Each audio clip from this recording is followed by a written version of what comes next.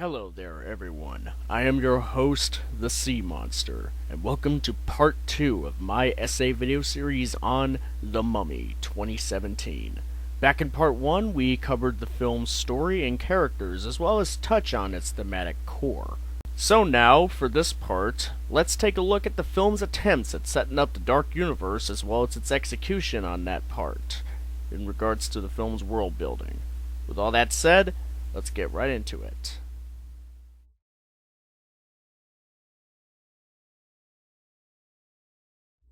So the most notable aspect of the world building is the organization named Prodigium. Prodigium is a bit like S.H.I.E.L.D. from the Marvel Cinematic Universe.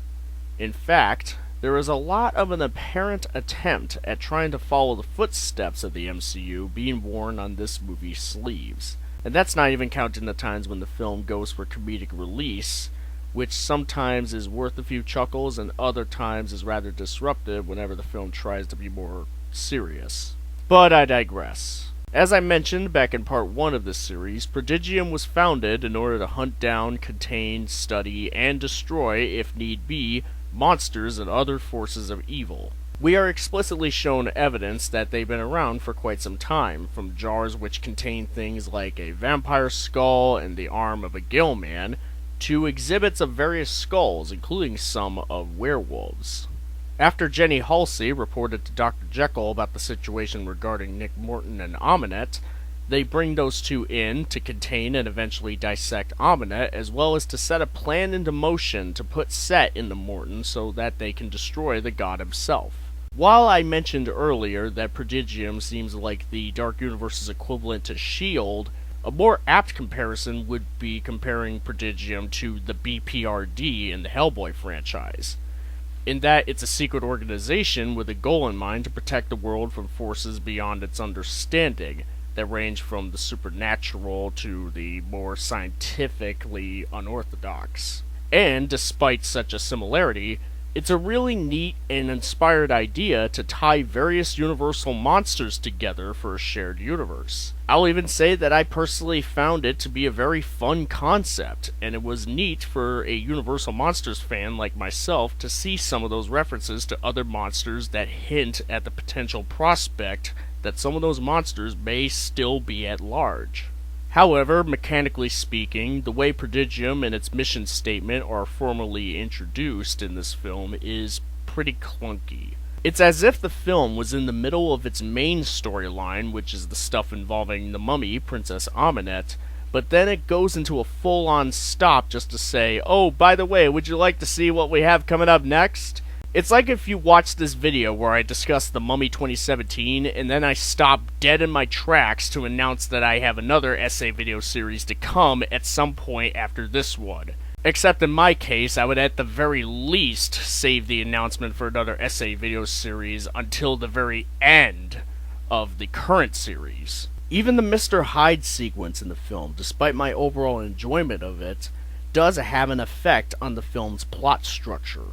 I mentioned back in part 1 that I would get into how this scene is implemented into the plot on a mechanical level, so here it is. The scene doesn't really serve as much more than an excuse to have another monster make a cameo and to have an action sequence occur while the tension of Aminet's escape builds. This sequence comes off as a bit of an extra diversion and detour that our heroes have to deal with before they need to worry about the main threat, which would rise back up just immediately after this sequence. Now, fan service can add to a film and its quality so long as it's executed well and has a reason for being there. With regards to the Mr. Hyde sequence, there is at least a good build-up and payoff in it, and it does have a place in the film's greater narrative, such as when Jekyll, right before turning, imparts to Nick Morton words that would come back to him during the film's climax. Even the jars filled with monster parts could be argued as a showcasing of what Prodigium does and the things they go after, for the sake of world building. Or at least world building that isn't all that intrusive in the main story. However, neither of those explain why the Book of the Dead from The Mummy 1999 shows up in this film. Sure, Jenny uses it to knock out the character played by Marwan Kenzari, but after she does it, the film goes on to show the Book of the Dead plain as day as if it's a big deal. The Book of the Dead doesn't play any more of a role after this one brief moment. It's just there in order to appeal to fans of the Mummy films starring Brendan Fraser. At least with Amenette's face in the sandstorm, like how Imhotep's face was in a sandstorm in the 1999 film, it can be argued as a manifestation of her wrath as she is in pursuit of her chosen. The Book of the Dead is a blatant specific reference to films that aren't even canon with this film. Halsey could have grabbed just about any other book in that room, but it had to be this one because it's something people could recognize. Basically, it's a pointless Easter egg that the filmmakers decided to just throw in there in order to appeal to a certain section of Universal Monsters fans who may be watching this film. With the other Easter eggs, there's at least, even if just to an extent, a reason that fits in with the film's world mechanically. This, on the other hand, does not get that luxury. Now, in case if anyone's wondering if there is an example of a Universal Monsters remake or reboot referencing an older predecessor through an Easter egg that actually does work, I would name the 2010 remake of The Wolfman starring Benicio del Toro and Anthony Hopkins. In that film, Lawrence Talbot carries around a silver cane with a wolf's head on it. It's very much a callback to the original 1941 film starring Lon Chaney Jr., and yet, even with it being as obvious of an Easter egg as you can get, the cane still serves a narrative purpose in this film like it did in the older film, which is to foreshadow Lawrence Talbot's tragic fate. The difference between an Easter egg that was utilized well and an Easter egg that wasn't utilized well, I would say the silver cane in the Wolfman 2010 is an Easter egg that is done well, and the Book of the Dead that randomly shows up in the Mummy 2017 being an Easter egg that isn't done well. Anyways, enough talk about Easter eggs. Let's get into how Prodigium conducts its business practices, shall we? Going over Prodigium's role in the film in chronological order in terms of the events of this film, we first meet Prodigium as a whole group of personnel led by Dr. Jekyll walk into the crossrail that leads into the catacombs of the Crusaders at the beginning of the film, and proceed to take over the operation of uncovering and studying this room. They then go on to discover the reason for it, to safeguard the stone that Amenette needs to complete her mission. Then, through Jenny's intel, they proceed to capture Morton and Amenette so that they can contain and study Amenette.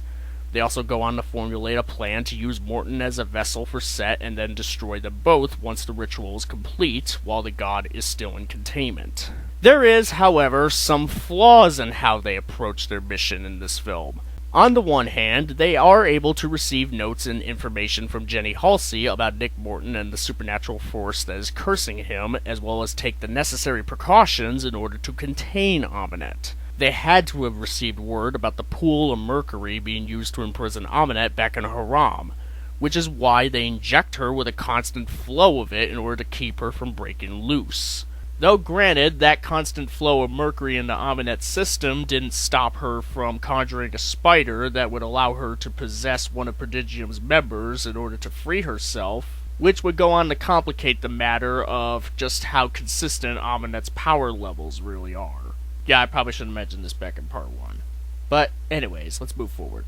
It also seems that tranquilizers, filled with mercury, and harpoons are able to do the trick in capturing Amenette. But then when she breaks out of Prodigium and begins her rampage through London in order to acquire the stone for her dagger, the guards at the crossrail/catacombs use their typical military-grade machine guns, which are clearly shown to be of no use against an undead demigoddess. This would have been a better time than any to use those tranks that clearly worked on her earlier, especially when taking into consideration that Amenette is at the peak of her power by this point in the film. The guards will all end up dying anyways because, well, quite frankly, that's just part of the job.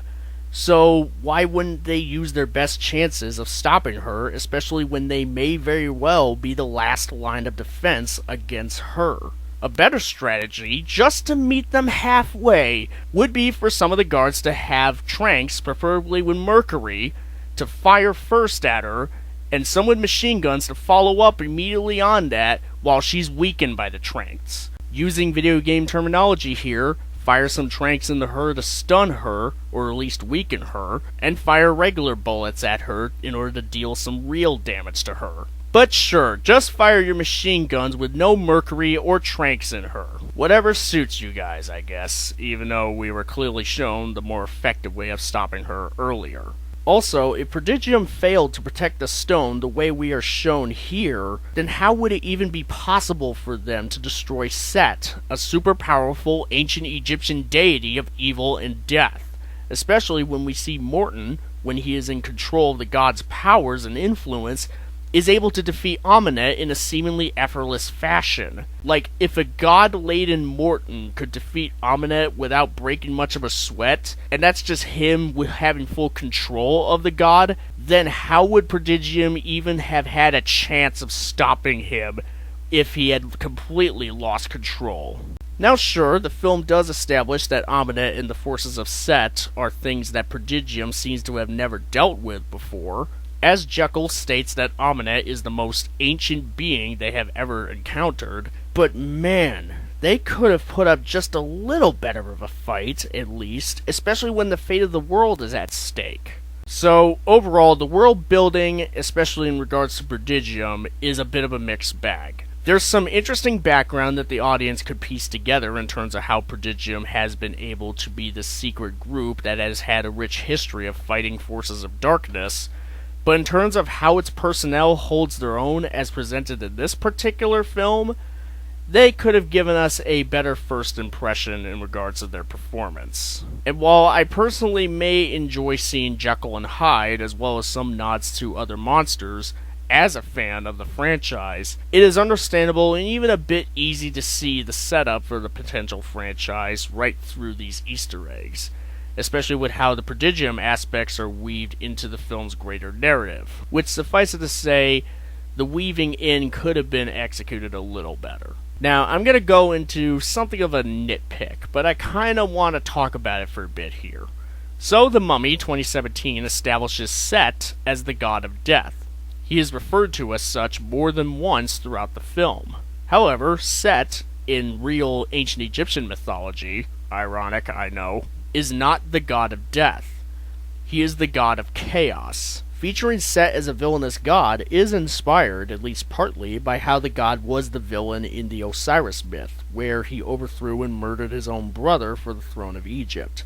So having Set be a devil-like being is a very neat approach, especially considering the more horror-tinged direction that we're trying to go in. However, Set was never the god of death. As I just said, Anubis is the god of death and of the underworld. And the way the film sort of treats the idea of death as kinda scary is a bit strange, considering how death is not inherently an evil concept. It's just a natural part of life. I can see why death can be scary for a lot of people, in fact, for just about anybody, but death, as just a concept, isn't really necessarily a good or evil concept. It all depends on the context, considering that it's just a natural part of life. What the film could have done was acknowledge this and make some sort of distinction between Set and Anubis as gods of death, as in gods plural, so that we could have an idea of why Set's idea of death is evil, while Anubis would be a guide for souls in the afterlife who passes judgment. Set would be, perhaps, a Lucifer type, a fallen god who takes in souls of the deceased who failed to pass judgment, and who could have an unnatural power over life and death, where he could be involved in mortal affairs, such as in making pacts with souls who call to him. But instead, Set is referred to as the god of death without any sort of direct acknowledgement of Anubis, which could make someone like me, who has at least a fair understanding of ancient Egyptian mythology, and is even somewhat fascinated by it as a result, scratch their head a bit. I mean, it's not a huge issue, it doesn't break the film mechanically speaking, but it certainly would have been nice if they made that little fix there. At least to show that they put in a little bit of research into the mythology that they're trying to tackle here. So that just about does it for this part of my essay video series on The Mummy 2017. For part 3, I will be going over the film's technical aspects as well as reach a conclusion on its overall quality.